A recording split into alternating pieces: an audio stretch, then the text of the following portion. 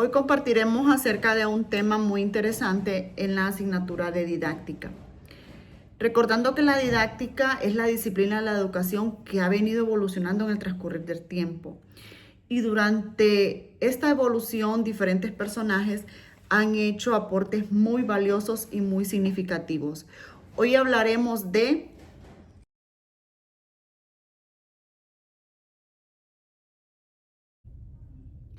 este pedagogo es quien funda la ciencia de la didáctica, que trata de los métodos de enseñanza.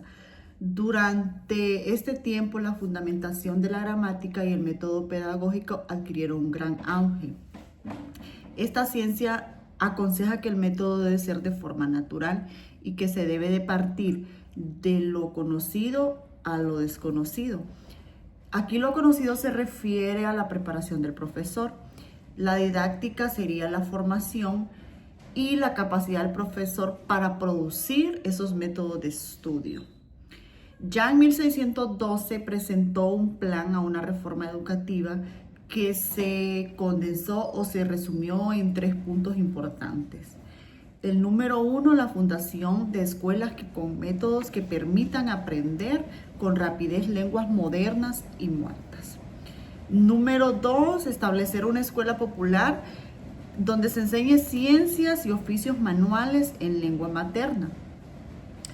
El punto número 3 era establecer una lengua común, un solo gobierno y una misma religión para consolidar en Alemania una sola unificación de la enseñanza. El pensamiento pedagógico de Radke se encuentra en forma de aforismos, de postulados y normas. Y entre las principales ideas podemos mencionar las siguientes. La enseñanza debe impartirse siguiendo el curso de la naturaleza. Es decir, que irá de lo fácil a lo difícil, de lo simple a lo complejo, de lo conocido hacia lo desconocido.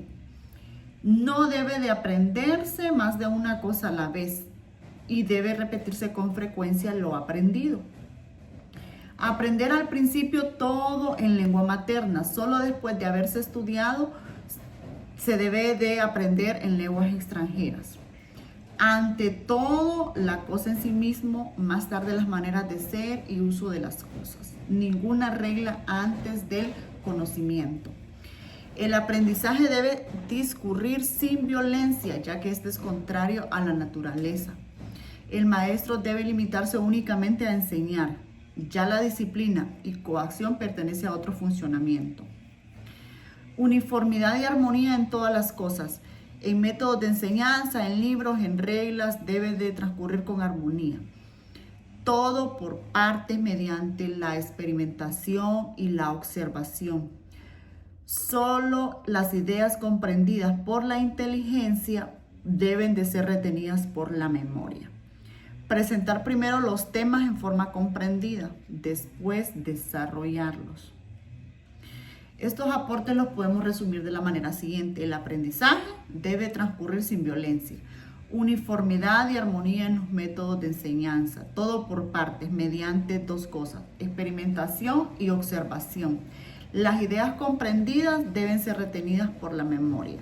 Es decir, si comprendemos algo, fácilmente lo retenemos en nuestra memoria. Y organizar los temas de las lecciones antes de desarrollarlo. Estos fueron algunos de los aportes más significativos de este pedagogo a la didáctica.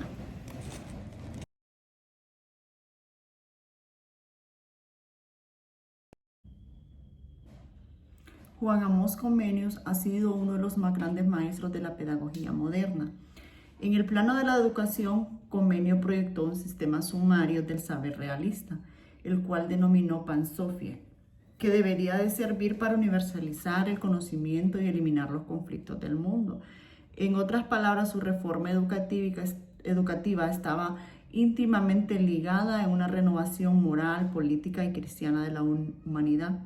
Su método pedagógico tenía como base los procesos naturales del aprendizaje, la inducción, la observación personal, los sentidos y la razón. Él defendió la idea de la escuela para todos, señalando a las autoridades como los responsables de su difusión y de su organización. En el año 1657 escribió una de sus más grandes obras, llamada La Didáctica Magna, el cual en el capítulo 19 describe las bases para fundar la rapidez de la enseñanza. Descubre. En 1657 escribió una de sus obras más grandes, La Didáctica Magna, la cual en su capítulo 19 descubre las bases para fundar la rapidez de la enseñanza con ahorro de tiempo y de fatiga. Ahorrar el tiempo no era más que un aspecto de la nueva educación, de la cual Comenius fue su más preclaro exponente. Enseñar rápidamente no bastaba, había que enseñar además sólidamente. Él decía que en vez de libros muertos, ¿por qué no podemos abrir el libro vivo de la naturaleza? No a la sombra de las cosas, sino las cosas mismas es lo que debe presentarse a la juventud. Seguía diciendo un ejemplo.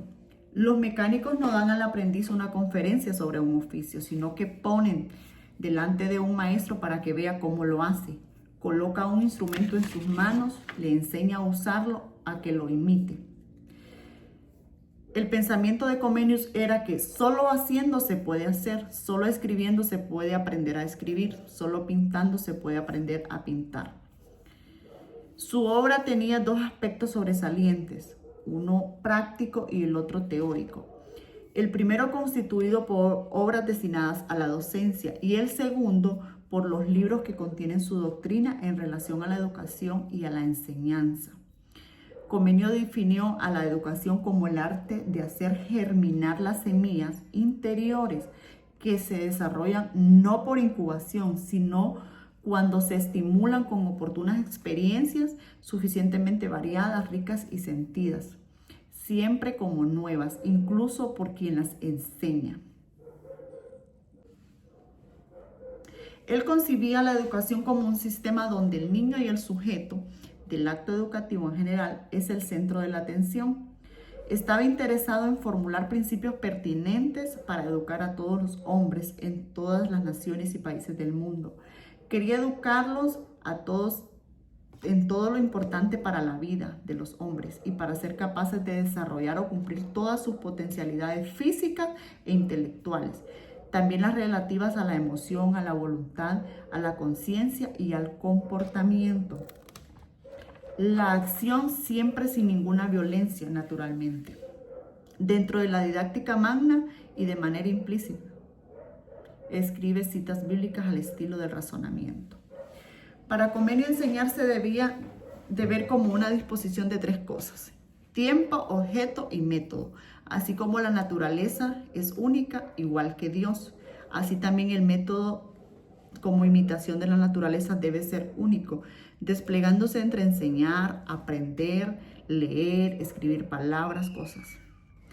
Para muchos, él sigue siendo considerado el padre de la pedagogía moderna, ya que emprendió la estructura y sistematización de esta misma. Comenius consideró de gran importancia la educación en los primeros 6 años de vida, escribiendo incluso una obra llamada Escuela Materna, que concibía a la madre como una educadora, e instaurando así lo que hoy conocemos con el nombre de jardines y preescolares. Esto también es reiterado en uno de sus principios que dice: solo es firme lo que en la primera edad se aprende. Para este pedagogo era muy importante que los padres hicieran de la visita a la escuela una fiesta y que los niños fuesen a la escuela con alegría. Consideraba que el aprendizaje debía ser visto como un juego, aunque estaba consciente de que en la práctica no todos los alumnos tienen ganas de aprender lo mismo. Él decía: no debemos enseñar lo que sabemos, sino lo que los alumnos son capaces de aprender. Si bien es cierto, esto no era una tarea fácil para el maestro, quien no debe avanzar mientras los conocimientos básicos no estén firmes en la mente del alumno, y deben estar convencidos de que se les encomendó un noble oficio, considerado el más grande bajo el sol.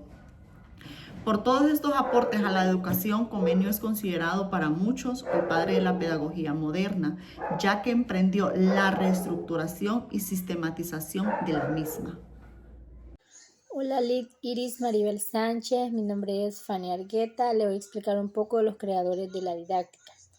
Juan Jacobo es una de las mentes más importantes de la Ilustración y pese a que no llegue a vivirlo, de romanticismo, aunque tuvo sus desavenencias con ciertos puntos de vista propiamente ilustrados, no cabe duda que este filósofo suizo contribuyó significativamente durante el siglo de las luces. Opinó prácticamente de todo lo que era preocupación en su época política, educación, progreso, igualdad entre hombres. Quizás su forma de exponer su visión fuera un tanto controversial y le pusieron unos cuantos problemas con las autoridades de su tiempo, pero sin lugar a dudas su forma de pensar sentiría la base de una nueva sociedad. Juan Jacobo, también conocido como Jean-Jacques, fue un polímata suizo de habla francesa y gracias a ello pudo establecer directo contacto con los más destacados personajes de la Ilustración de su tiempo. Como buen personaje culto de su tiempo, hizo prácticamente de todo. Fue escritor, pedagogo, filósofo, músico, naturalista y botánico. Pese a que se le considera ilustrado, sus opiniones van contracorriente con muchos supuestos de este movimiento. Juan Jacobo nació en Ginebra, Suiza, el 28 de junio de 1712, a temprana edad. Su madre fallece y de su educación se encargarán su padre, un modesto relojero, y su tía materna, sin apenas haber recibido la formación. Trabajó como aprendiz con un notario y con un trabador, quien lo sometió a un trato tan cruel y brutal que el joven acabó por abandonar su ciudad natal en 1728, con 16 años. En su modesto exilio fue a parar a Annecy, Francia, consiguiendo la protección de la baronesa de Barents, mujer que le convenció de convertirse al catolicismo, abandonando la doctrina calvinista de su familia. Ya siendo su amante, Juan se instaló en la residencia de la baronesa en Chambéry, iniciando ahí un intenso periodo de intensa formación auditiva. El año 1742 fue el que puso fin a esta etapa, que el propio Rousseau reconocería años después como la que fue la más feliz de su vida y realmente la única. Fue entonces cuando partió hacia París, lugar en el que tendría la oportunidad de frecuentar diversos salones nobiliarios y trabó amistad con grandes mentes de su época. Se fue a la Academia de Ciencias en esa ciudad, presentando un novedoso y original sistema de notación musical que él mismo había ideado, aunque no logró mucha fama. Se pasó entre 1743 y 1744 trabajando como secretario del embajador francés en Venecia, con quien acabaría teniendo una fuerte discusión y tendría que volverse a París al cabo de poco. En su vuelta a la capital francesa, Juan Rousseau iniciará una relación con una modista inculta llamada Thérèse Levasseur, con quien se acabaría casando en 1768. Por la civil, tras haber tenido con ellos 5 hijos bastardos que acabaría dando en hospicio. Estando en París, alcanza cierta fama y traba amistad con varios hombres ilustrados, siendo invitado a contribuir en la enciclopedia de Jean Le Rond y Denis Diderot con sus artículos sobre música. De hecho, el propio Diderot motivó a Rousseau para que participara en 1750 en un curso convocado para la Academia de Dijon. En esta convocatoria, Rousseau sería el ganador, siendo galardonado con el primer premio por su texto, Discursos sobre la ciencia y el arte. En el escrito daba respuesta a la pregunta de si el restablecimiento de las ciencias y las artes estaba contribuyendo a depurar las costumbres, algo que él opinaba que no era así, y que contribuía de hecho en la decadencia cultural. En 1754 regresó a su natal Ginebra y retornó al protestantismo para readquirir sus derechos civiles como ciudadano. Para él esto más que un mero trámite legislativo, será que por esta época en la que la República, su discurso sobre el origen de la desigualdad entre los hombres, que redactó para presentarlo en el concurso de la Academia de Dijon de 1755. Aquí Rousseau expone su oposición a la concepción ilustrada del progreso, considerando que los hombres en su estado más natal son por definición inocentes y felices. Sin embargo, a medida que la cultura y la civilización los van asimilando, hacen que se impongan desigualdades entre ellos, especialmente a causa de la aparición de la propiedad y el incremento de las desigualdades, que los seres humanos son infelices. Freud falleció el 2 de julio de 1778 a causa de un paro cardíaco, tras haberse pasado su última década en constante tensión con sus antiguos colegas, los enciclopedistas, y siendo bastante impopular. Juan Enrique Pestalozzi, padre de la pedagogía moderna, reformador de la pedagogía tradicional, dirigió su labor hacia la educación popular. Se destacó por buscar igualdad de educación para personas con escasos recursos. Juan Enrique nació el 12 de enero de 1746 en la ciudad de Zúrich, Alemania. Hijo de un médico, muy niño quedó huérfano de padre, creció al lado de su madre. Por esta razón tuvo una infancia complicada. Por problemas económicos inicia la primera enseñanza en la propia ciudad de Zúrich y la segunda enseñanza en la escuela de latín de la misma ciudad. En ella permaneció durante 7 años. Hacia 1764, cuando contaba con 18 años de edad, se matriculó en el Colegio de Humanidades de Zúrich. Estudió teología y jurisprudencia, a la que consideraba como el medio ideal para ayudar a los más necesitados, pero no concluyó estos estudios. Pestalozzi enseñó a considerar cada uno de los objetos que se les da a conocer como unidad, es decir, separado de aquellos con los cuales aparece asociado. Utilización de tablillas con letras, las cuales acumulaba de una en una para que el niño conociera la relación de los números, al mismo tiempo que servía para aprender las letras. Familiarizarlos tan temprano, al mismo tiempo que servía el conjunto de palabras y de nombre de todos los objetos que les son conocidos. Pestalozzi falleció el 17 de febrero de 1827 en Brugg, Suiza. Sus últimas palabras fueron: «Pueda la paz que me dirijo llevar también a ella a mis enemigos. En todo caso, yo los perdono. Bendigo a mis amigos y espero que se acordarán con el amor del ya acabado y proseguirán con sus mejores fuerzas después de mi muerte los fines de mi vida». Estos son los que yo puedo explicar, de los dos creadores de la didáctica.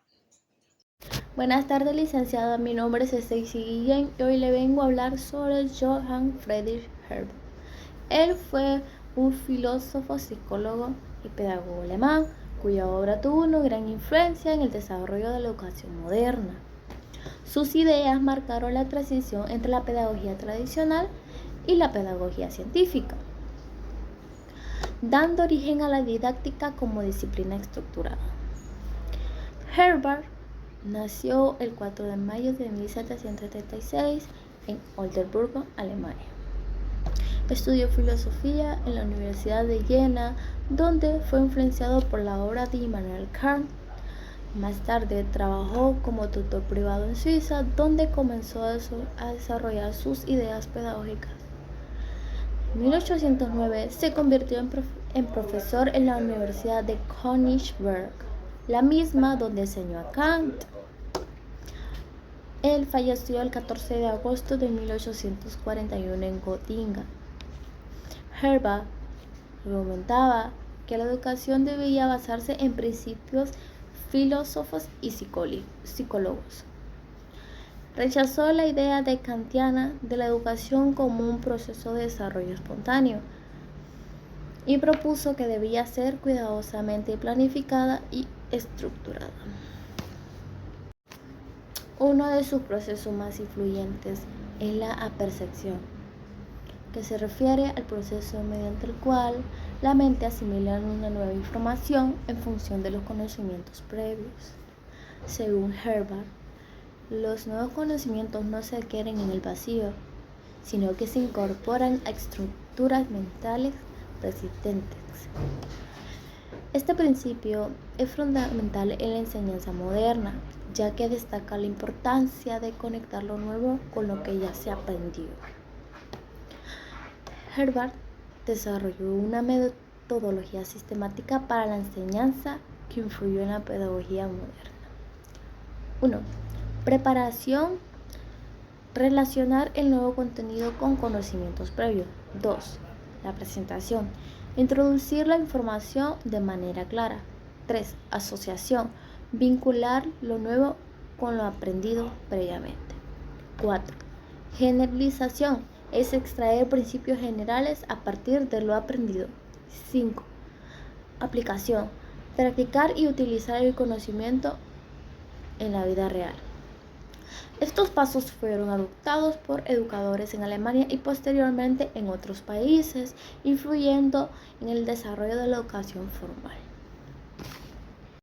Herbart fue uno de los primeros en aplicar métodos psicológicos en la enseñanza, argumentando que los procesos mentales podían ser analizados matemáticamente.